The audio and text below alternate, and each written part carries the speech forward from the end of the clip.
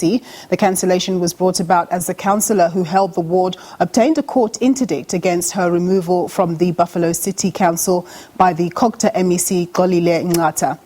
The MEC acted after Ntombi-Zodwa Gamnca was convicted for robbery and intimidation in the East London Magistrate Court. Well, for more on this story, we cross to Abongile Jantjies. He's in Mdantsane for us. Thank you very much, Abongile. Just tell us more.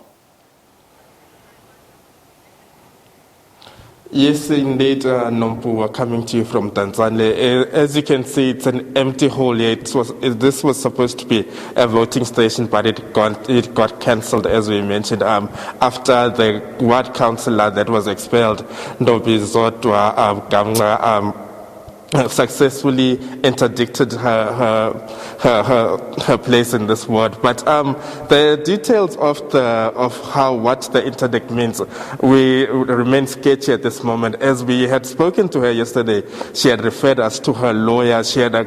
Initially she had agreed to an interview, but later referred us to her lawyer. And we've been trying to get contact with her lawyer, but we still haven't found him, her lawyer. It would be interesting to hear from the ANC on its step-aside resolution, as you mentioned there, that she was also found guilty of robbery and intimidation. And even in other words, even though there are not elections there is a ward councillor who was appearing before the East London Magistrate Court today, Xolile Nqata, for charges of fraud and corruption and money laundering amounting to the 1.2 million rand. So when we leave this place, we'll be speaking to the ANC to find out what are you going to do with these councillors, Nompu, because the step-aside resolution needs to, what does it say with these councillors who've been found guilty of these actions, Nompu?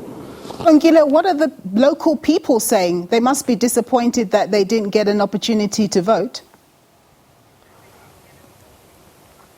Yes, indeed, they were disappointed. We even saw some of them coming to the gate, but it was locked. They only had to open it when we came, and then we had known already that the elections were not going to take place today. We could see disappointment in their faces.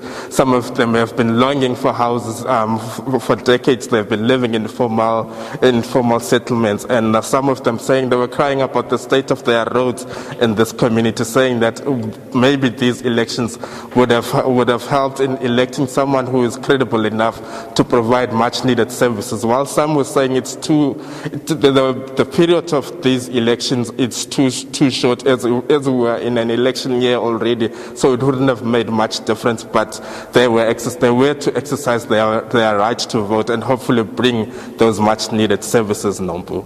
Abongile, thank you very much for that report. We'll have more